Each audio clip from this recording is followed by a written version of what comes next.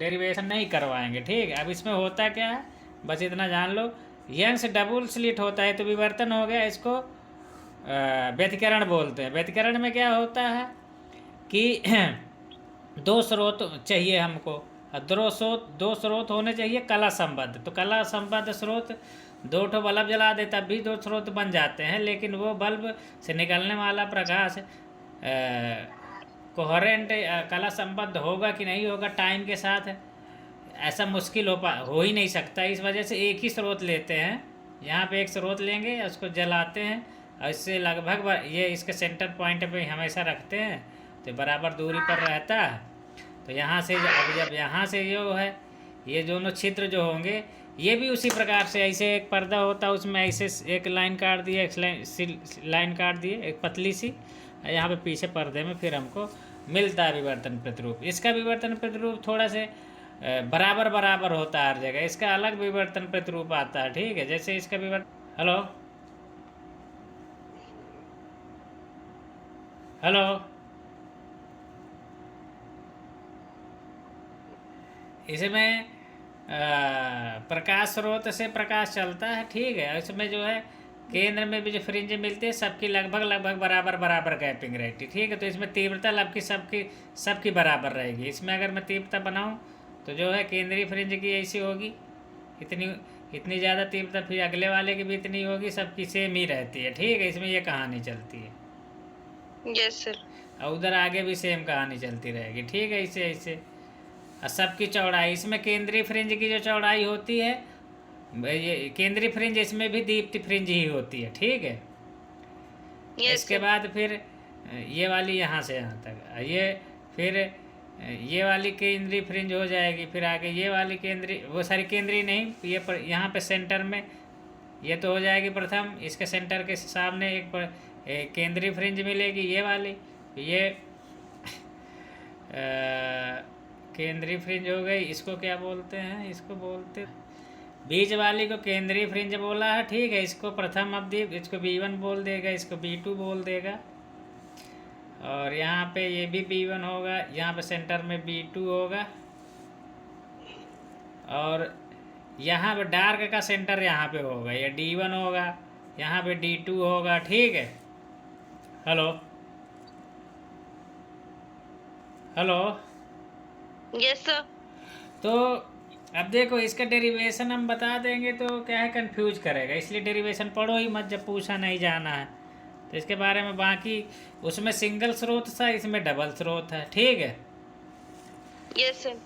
और यहाँ पे ये वाली दूरी, इसमें उसमें भी डी रहती है, इसमें भी दूरी रहती है। उसमें क्या है, एक ही ये जो स्लिट होती है उसकी जो चौड़ाई थी उसको डी बोला, यहाँ पे दोनों स्रोतों के बीच की दूरी जो होती है उसको स्मॉल डी बोला हुआ, ठीक है। ये होती है स्मॉल डी, ठीक। Yes sir.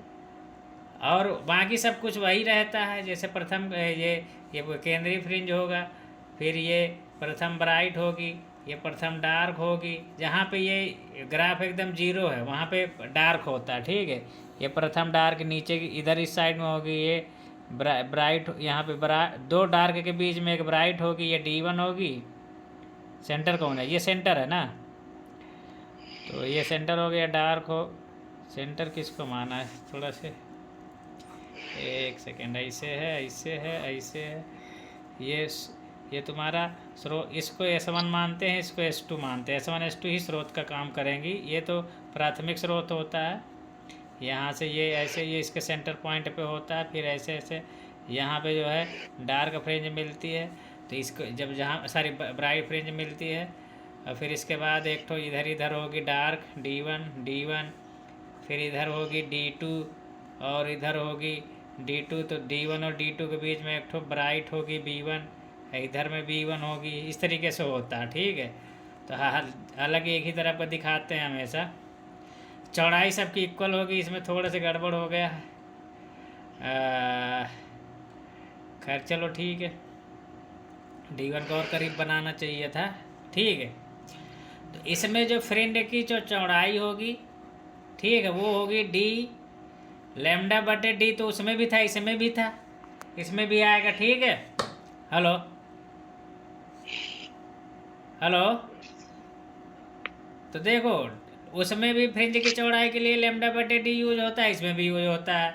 और रेखी चौड़ाई के लिए कैपिटल डी यूज हो, उसमें यूज हुआ था, इसमें भी यूज होगा। अगर इसकी कोणीय चौड़ाई पूछे तो कोणीय चौड़ाई बराबर में सिर्फ लेमडा डी टर्म आएगा। सारा कुछ सेम रहता है, ठीक है। बस इतना ध्यान देना, उसमें एक ही छिद्र होता है तो सिर्फ छिद्र की जो चौड़ाई होती है उसको पूरा डी मान लेता है। इसमें दो छिद्रों के बीच की दूरी को डी मानते हैं, बाकी सब कुछ सेम रहेगा। फ्रिंज की चौड़ाई में क्या है कि इसकी हर एक फ्रिंज की चौड़ाई सेम होती है, इवन उसमें बीच वाले की जस्ट डबल होती थी, बाकी सबकी सेम होती थी। इसमें बीच वाले की भी डबल इक्वल ही रहेगा, लेमडा डी बटे two, lambda d capital D by D. उसमें क्या था, बीच वाले की जो उस बीच वाले को थीटा नॉट या डब्लू नॉट बोल लो या थीटा नॉट बोल लो, उसमें इसमें लेमडा बटे डी ही होगी। उसमें क्या था, जस्ट डबल हो जाती है, लेमडा बटे में डी थीटा नॉट उसमें विवर्तन में, ठीक है। और बाकी सबकी तो सेम ही रहेगा, लेमडा बटे डी। और अगर को रेखी चौड़ाई की बात करेंगे तो कैपिटल डी का गुणा कर दो, लेमडा बटे में डी इंटू कैपिटल डी। इसमें भी लेमडा बटे में डी इंटू कैपिटल डी। ये हो जाएगी नॉर्मल बाकी सब फ्रिंजों की चौड़ाई, ठीक है। ये बाकी सब फ्रिंजों की चौड़ाई हो जाएगी। इसको डेल्टा थीटा भी बोल सकते हो, जो भी कह लो, या केवल थीटा नाथ। ये जो हो गया फ्रिंजों की कोणीय चौड़ाई हो गई। इसको डेल्टा थीटा भी कुछ जगह लिख सकते हैं, केवल थीटा भी लिख सकते हैं, ठीक है।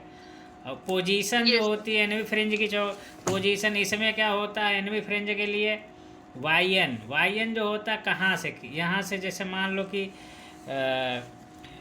ये जो रेखीय स्थिति जो होती है, जैसे ये है और ये है, ठीक है। इधर पर्दा है तो इसको मिलाओगे, यहाँ पे ये सेंटर होता है, ठीक है। यहाँ पे हमेशा केंद्रीय फ्रिंज होती है, तो इससे कितनी दूरी पर फ्रिंज बन रही है, मान लो वाई एन दूरी पर बन रही है, ठीक है। तो इसकी जो क्या बोलते हैं कितनी दूरी पर बनेगी, तो वाई एन बराबर होता है डी एन लेमडा बटे में डी, ठीक है। ये फार्मूला होता है। कहने का मतलब इसको उस तरीके से भी कर सकते हो, डी लेमडा, या ऐसे कर लो एन लेमडा बटे में स्मॉल डी इंटू डी, ऐसे करके, ठीक है। तो एन भी कोणीय फ्रिंज की रेखीय स्थिति, अगर कैपिटल डी आ गया तो रेखीय स्थिति ही को दर्शाएगा। तो यहाँ से सेंटर से कितनी दूरी पर बन रहा है, ठीक है। तो ये क्या हो गया एन वी फ्रिंज के लिए। इसी प्रकार से एन प्लस वन वी फ्रिंज के लिए क्या हो जाएगा, एन लेमडा डी बटे में capital D into small D, यहाँ पे एन की जगह एन प्लस वन हो जाएगा। इन दोनों को डिफरेंस ले देते हैं तो एन वी फ्रिंज की चौड़ाई निकल आती है। और हर एक फ्रिंज की चौड़ाई सेम होती है, चाहे एन प्लस वन में एन घटाओ या टू में वन का घटाओ या थ्री में टू को घटाओ। तो यहाँ पे जब डिफरेंस निकालते हैं, चौड़ाई जब निकालते हैं, तो y n plus one minus में वाई एन करते हैं। हालांकि ये डेरिवेशन के लिए नहीं आएगा, है ही नहीं सिलेबस में। तो यहाँ पे n plus one into lambda बटे में d into capital d minus में n lambda capital D by small d, ठीक है। यहाँ पे जब सॉल्व करोगे तो यहाँ से एन लेमडा बटे में डी आएगा, सभी के लिए आता है, ठीक है। ये हेलो, ये डी लेमडा बटे डी सभी के लिए आता है। हेलो,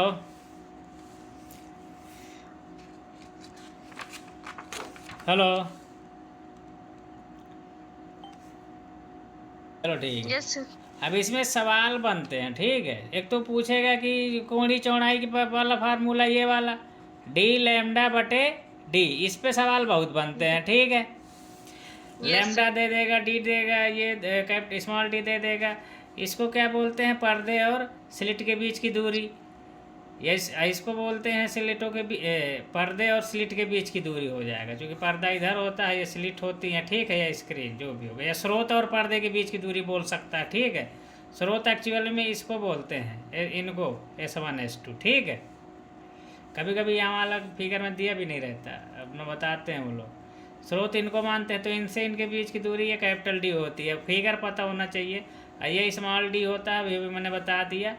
और डब्ल्यू जो होता है फ्रिंज की चौड़ाई होती है, ठीक है। अब क्या एक सवाल और बनता है, कई यूपी बोर्ड में कुछ बार पूछा गया है कि कभी कभी इसमें क्या करेंगे, एक तो कोई अपवर्तनांक वाला कोई अन्य अपवर्तनांक का एक स्लिट के सामने रख देंगे, ठीक है। अब वो देंगे तब इसमें कितना शिफ्टिंग होगी नहीं होगी, इस पे सवाल बनते हैं, ठीक है। तो उस केस में क्या है, शिफ्ट पूछेगा कि कितना ऊपर जाएगी तुम्हारी जो कोई भी फ्रिंज होगी, तो कितना ऊपर खिसकेगी या नीचे खिसकेगी, या केंद्रीय फ्रिंज किधर खिसकेगी। ठीक है, तो जिधर लगाते हैं उधर ही खिसकता है हमेशा फ्रिंज। ठीक है, पहले मान लो फ्रिंज यहाँ पे बन रही थी, अगर कोई फ्रिंज, या मान लो यहाँ पे, तो खिसक के वो यहाँ पे आ जाएगी। ठीक है, उतना खिसकेगी। उसकी वैल्यू क्या होती है वो ध्यान देना है। तो डी लेमडा बटे में डी, खैर चलो, ये जो होता है ये हमारा होता है, अगर इसका अपूर्णांक म्यू है, इसकी मोटाई अगर टी है, टी मोटाई क्या होती है, ये वाली, ये इतनी मोटाई जो होगी ये टी होती है। ठीक है, अगर क्लियर बनाऊं, चलो ठीक है,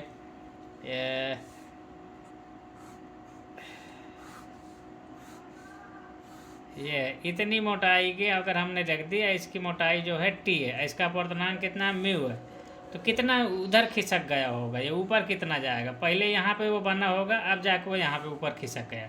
जब ये नहीं था तो यहाँ बन रहा था। ठीक है, और जब ये आ गया तो ऊपर बन रहा, ऊपर की तरफ खिसक जाएगा। अगर नीचे लगाओगे नीचे की तरफ खिसकेगा, तो कितना खिसकेगा, तो म्यू -1 इंटू टी, ऐसे में डी बाई डी का गुणा कर दो। ठीक है, यहाँ पे क्या है, यहाँ पे पहले फ्रिंज की चौड़ाई का फार्मूला क्या होता है, फ्रिंज की चौड़ाई का हमारा फार्मूला होता है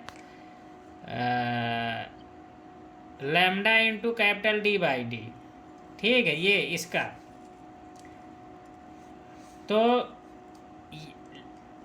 लैम्डा ये वाला पोर्शन क्या होता है, पथांतर उत्पन्न करता है। पथांतर एक प्रकार से लैम्डा के ही समतुल्य होता है। ठीक है, तो क्या होता है, लैम्डा की जगह में ये वाला म्यू -1 इंटू टी लिख दो, और इतना ऊपर की तरफ शिफ्ट करेगा। अगर ऊपर लगाओगे, नीचे अगर लगा दोगे तो फिर नीचे शिफ्ट कर जाएगा। ठीक है, शिफ्ट का मतलब जैसे इसका सेंटर पॉइंट ये है।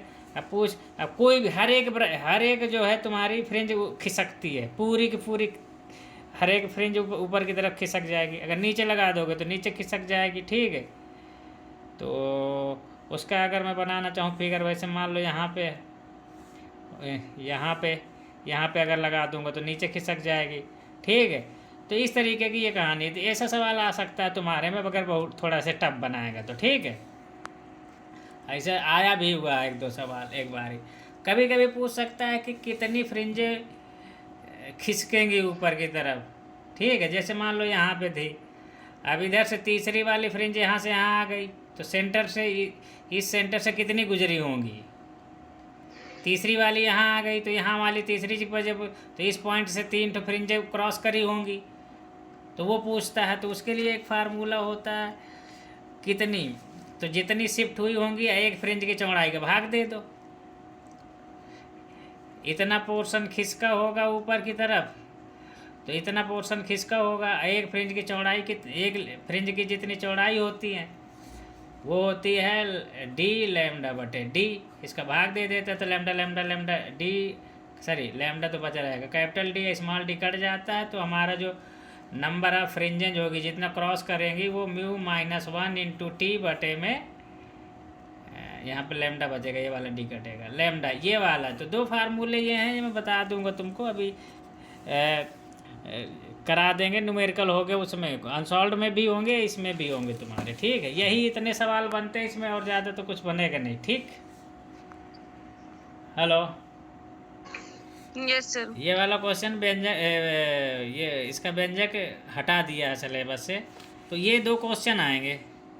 एक तो आएगा तरंगों के संपोषी विनाशी व्यतिकरण के लिए आवश्यक शर्तें बताइए, तरंगों के संपोषी विनाशी व्यतिकरण के लिए आवश्यक शर्तें व्युत्पादित कीजिए।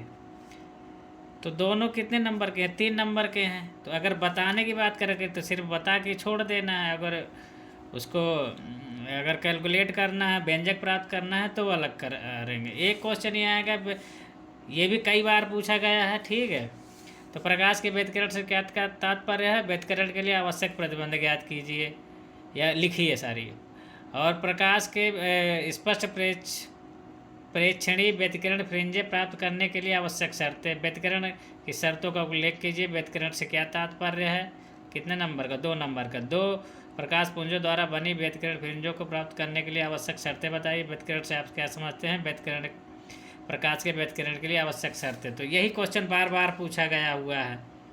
तो अगर ये वाला क्वेश्चन पूछता है तो ये वाला क्वेश्चन का आंसर तुमको बुक से लिखना, बुक से देख लो और उसमें बता देता हूँ, और उतने केवल पढ़ लेना, उसके अलावा कुछ नहीं पढ़ना, ठीक है। हेलो,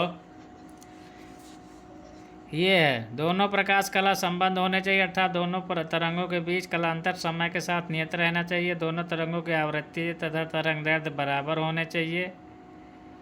अच्छे व्यतिकरण के लिए दोनों तरंगों के आयाम बराबर होने चाहिए। प्रकाश स्रोतों के मध्य दूरी बहुत कम होनी चाहिए, जिससे दोनों तरंगाग रेखीय दिशा में अग्रसित होकर फ्रिंजें अधिक चौड़ी बना सके। अच्छे व्यतिकरण के लिए प्रकाश स्रोत बहुत संकीर्ण होने चाहिए। तो इतनी सारी चीज़ें लिखा हुआ है। इसमें कितने नंबर का है? ये 2 नंबर का है ये। तो अब इसमें इतना बहुत सारा तो नहीं लिखना है, ठीक है। तो इसके लिए क्या करोगे, चलो इसको बाद, ये बुक में है तुम्हारे ये वाली, 2 या 2 से अधिक तरंगों के आधारपूर्ण के परिणाम स्वरूप ऊर्जा के पुनर्वितरण की घटना को तरंगों का व्यतिकरण कहते हैं। इसके बाद व्यतिकरण के लिए आवश्यक शर्तें जो होती हैं वो ये है, अगर लिखना है तो एक सेकेंड, ये जो इसमें लिखा है संपोषी व्यतिकरण। व्यतिकरण 2 प्रकार के होते हैं, संपोषी और विनाशी। यहाँ पे दोनों का जिक्र है, एक ये है और एक ये है, एक ये है, एक तुम्हारा और एक ये है, ठीक है। संपोषी और विनाशी व्यतिकरण, इनके लिए कंडीशन ये वाली लिख देना, 2 नंबर का है तो सिर्फ इसमें ये कलांतर का, ठीक है, कलांतर या फिर पथांतर का लिख देना, ये वाला पथांतर, ठीक है। इसमें फिर विनाशी के लिए भी कहीं होगा, विनाशी के लिए नहीं है क्या, ये है विनाशी व्यतिकरण के लिए क्या कंडीशन होनी चाहिए, या तो कलांतर लिख दो, ज़्यादातर पथांतर चलता है, पथांतर लिख दो, ठीक है। अब यही दोनों कंडीशन है। एक बात और है इसमें कि चाहो तो ये वाला, ये हालांकि चाहने वाली कोई बात ही नहीं है, ये वाला रटना पड़ेगा तुमको फार्मूला, ये वाला, ठीक है।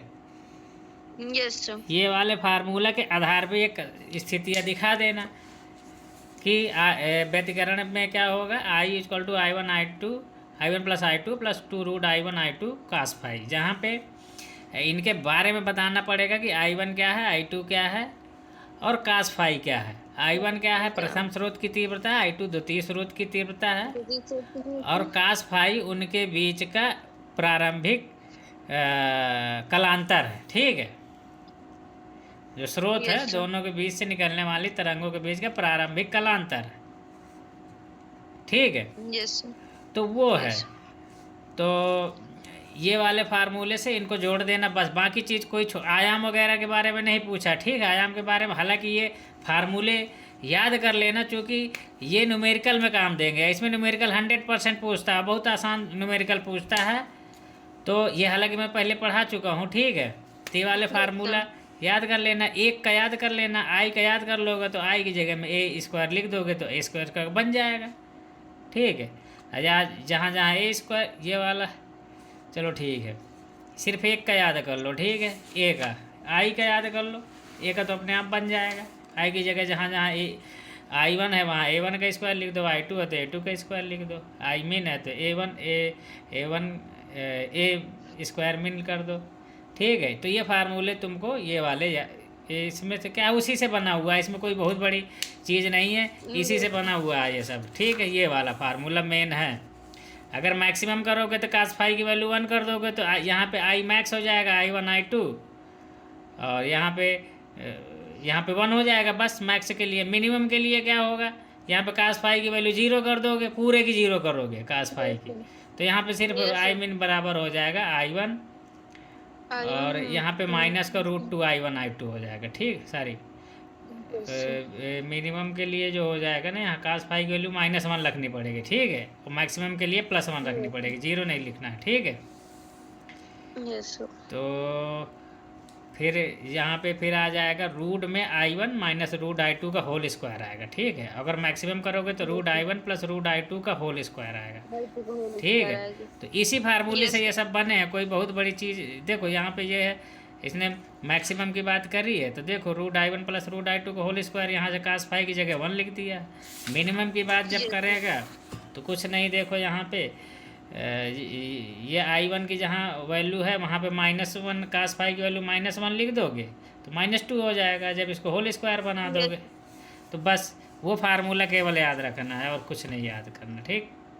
तुमको बताना है कि जब कोई कला संबंध जब कोई दो कला संबद्ध स्रोत से निकलने वाली प्रकाश तरंगे एक दूसरे पर कहीं अध्यारोपित होती हैं तो इसकी वजह से अध्यारोपण की घटना होती है। इसे अपनी भाषा में लैंग्वेज में बना के लिख दो। अभिप्राय का मतलब मेन ये डिफिनीशन, कुछ भी लिखो 4 लाइन, ये डिफिनीशन लिख दोगे, लास्ट में अंडरलाइन कर दोगे, यही से नंबर मिल जाएगा, या इन्वर्टेड कामा में बंद कर देना।